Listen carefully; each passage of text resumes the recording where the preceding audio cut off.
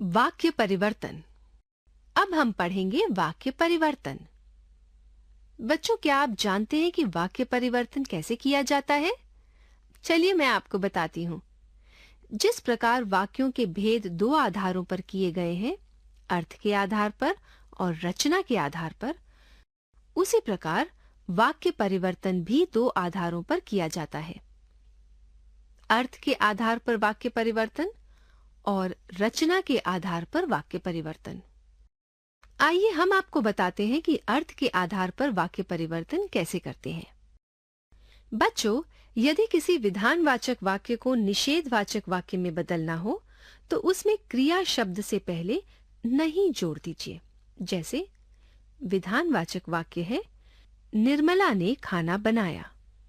निषेधवाचक वाक्य निर्मला ने खाना नहीं बनाया। निर्मला ने खाना नहीं बनाया यह निषेधवाचक वाक्य है, क्योंकि बनाया क्रिया से पहले नहीं लगा देने से वाक्य में नकारात्मक भाव प्रकट होने लगा है। इसी प्रकार यदि हम किसी विधानवाचक वाक्य से विस्मयवाचक वाक्य बनाना चाहते हैं तो वाक्य के आरंभ में विस्मयबोधक शब्द जोड़ दें। जैसे विधानवाचक वाक्य शिखा स्कूल गई। विस्मयवाचक वाक्य अरे वाह, शिखा स्कूल गई।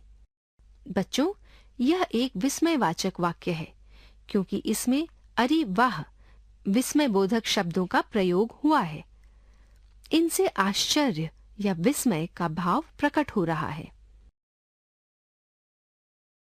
यदि किसी विधानवाचक वाक्य को संदेहवाचक वाक्य में बदलना हो तो उसके आरंभ में शायद, संभवतः या हो सकता है संदेहबोधक शब्दों को जोड़ दें। जैसे विधानवाचक वाक्य मुख्यमंत्री जी कल नेपाल जाएंगे। संदेहवाचक वाक्य शायद मुख्यमंत्री जी कल नेपाल जाएंगे। बच्चों, शायद मुख्यमंत्री जी कल नेपाल जाएंगे यह वाक्य संदेहवाचक वाक्य है क्योंकि इसमें संदेहबोधक शब्द शायद का प्रयोग हुआ है। इसके प्रयोग से मुख्यमंत्री जी के कल नेपाल जाने में संदेह होने लगा है कि पता नहीं मुख्यमंत्री जी कल नेपाल जाएंगे या फिर नहीं। यदि आप किसी विधानवाचक वाक्य को आज्ञावाचक वाक्य में बदलना चाहते हैं तो उस वाक्य को आदेशात्मक या आज्ञार्थक रूप में लिख दीजिए। जाता है के स्थान पर जाए या जाओ तथा जा रहे हैं के स्थान पर जाएं या करें लिखें। जैसे विधानवाचक वाक्य दिवाकर विद्यालय जाता है। छात्र अपना अपना काम करते हैं। आज्ञावाचक वाक्य दिवाकर विद्यालय जाए या दिवाकर विद्यालय जाओ। छात्र अपना अपना काम करें। बच्चों, दिवाकर विद्यालय जाए या दिवाकर विद्यालय जाओ और छात्र अपना अपना काम करें, इन वाक्यों की क्रियाओं जाए, जाओ तथा करें शब्दों द्वारा आज्ञा या आदेश का भाव प्रकट हो रहा है। अतः ये वाक्य आज्ञावाचक वाक्य हैं।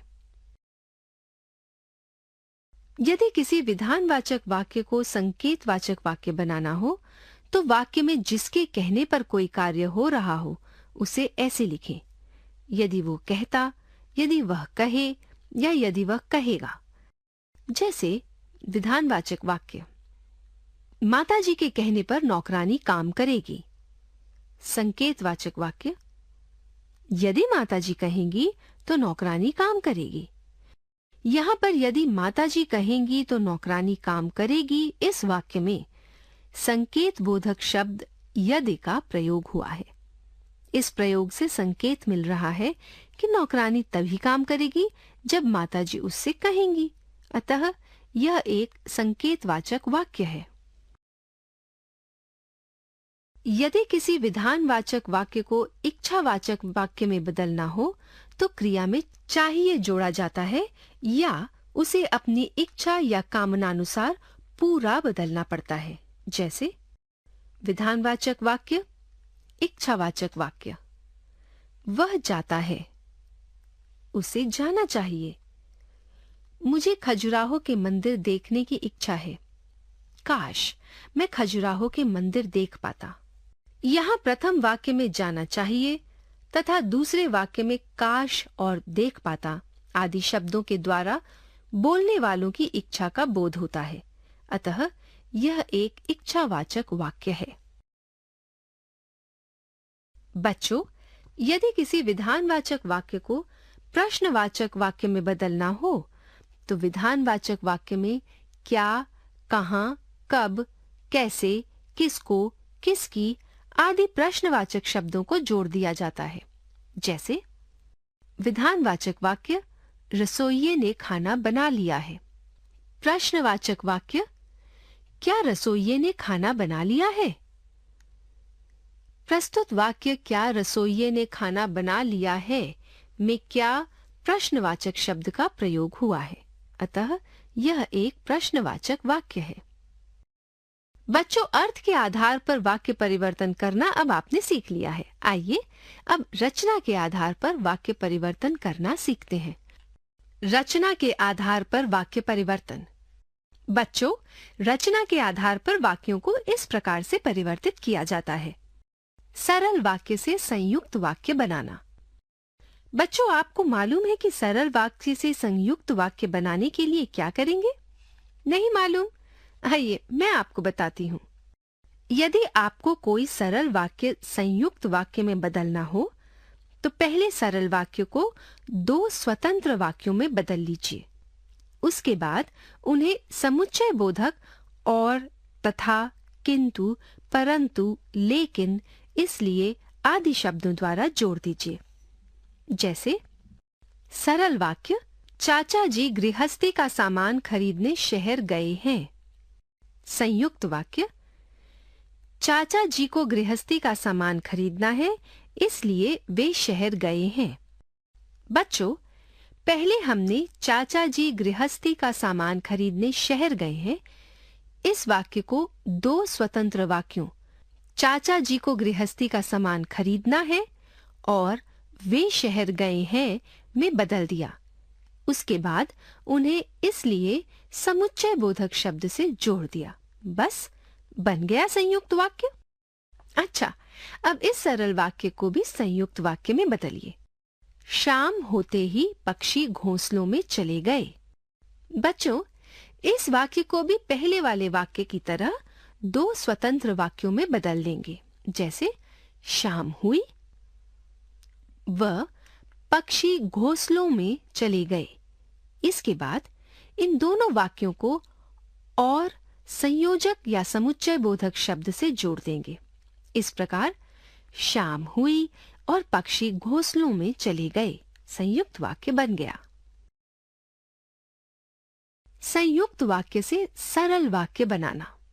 बच्चों, जब आपको किसी संयुक्त वाक्य को सरल वाक्य में बदलना हो तो पहले आप संयुक्त वाक्य में प्रयुक्त संयोजक शब्दों को हटा दें। उसके बाद पहले वाक्य की क्रिया का रूप बदलकर दोनों वाक्यों को ऐसे मिलाएं कि वाक्य का अर्थ ना बदले। जैसे संयुक्त वाक्य नीतू ने खाना खाया और सो गई। प्रस्तुत वाक्य में से और संयोजक शब्द को हटा दीजिए। उसके बाद पहले हुए काम की क्रिया को पूर्वकालिक क्रिया में बदलें। जैसे खाना का खाकर करें। ऐसा करने से आपके लिए ये सरल वाक्य बनेगा। अच्छा, अब इस संयुक्त वाक्य को सरल वाक्य बनाइए। संयुक्त वाक्य सवेरा हुआ और हम चल दिए। इस वाक्य में पहले संयोजक शब्द और हटा देंगे। उसके बाद हुआ क्रिया को होते ही क्रिया के रूप में बदल देंगे। ऐसा करने से ये सरल वाक्य बन जाएगा, सवेरा होते ही हम चल दिए या हम सवेरा होते ही चल दिए। मिश्र वाक्य से सरल वाक्य बनाना। मिश्र वाक्य से सरल वाक्य बनाते समय सबसे पहले वाक्य के उपवाक्यों से पहले लगे जो, वह, जिसने वह, जो वे, जिन्होंने वे, जहां वहां, कि, क्योंकि आदि शब्दों को हटा दें। उसके बाद दोनों उपवाक्यों को ऐसे जोड़ें कि उनके वाक्य का अर्थ ना बदले। जैसे मिश्र वाक्य है, दादाजी की इच्छा है कि अच्छा घर बनवाएं। प्रस्तुत मिश्र वाक्य में दादाजी की इच्छा है तथा अच्छा घर बनवाएं, इन दोनों उपवाक्यों के बीच की संयोजक चिन्ह लगा है। इसे हटा देंगे, फिर दोनों उपवाक्यों को निम्न प्रकार से जोड़ देंगे। सरल वाक्य, दादाजी की इच्छा अच्छा घर बनवाने की है। बस बन गया सरल वाक्य। अब इस मिश्र वाक्य को सरल वाक्य में बदलिए। जब मैंने ये कविताएं पढ़ी तो मेरी आंखें नम हो गईं। बच्चों, पहले उपर्युक्त वाक्य में जब और तो संयोजक शब्दों को हटा देंगे। उसके बाद प्रथम उपवाक्य मैंने ये कविताएं पढ़ी की क्रिया पढ़ी को पूर्वकालिक क्रिया में बदलकर पढ़कर का प्रयोग करके निम्न प्रकार से सरल वाक्य बनाएंगे। इन कविताओं को पढ़कर मेरी आंखें नम हो गईं। है ना आसान? सरल वाक्य से मिश्र वाक्य बनाना।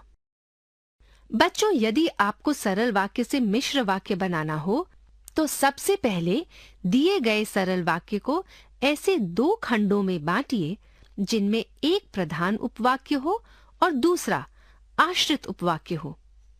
इसके बाद उन दोनों उपवाक्यों को जो वह, जिसने वह, जो वे, जिन्होंने वे, जहां वहां, कि, क्योंकि आदि शब्दों से जोड़ दीजिए।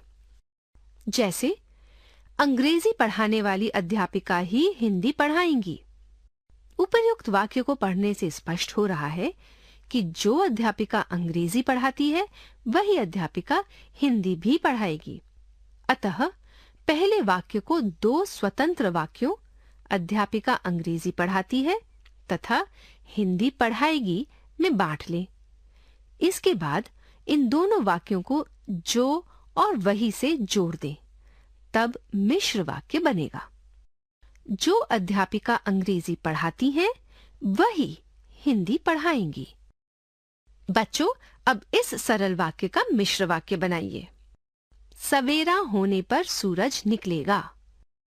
पहले हम इस वाक्य को दो स्वतंत्र वाक्यों में बांटेंगे, जैसे सवेरा होगा और सूरज निकलेगा।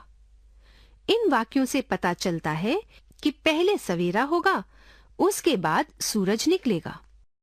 अतः इन दोनों वाक्यों को जब और तब से जोड़ देंगे, तब हमारा मिश्र वाक्य बनेगा, जब सवेरा होगा तब सूरज निकलेगा।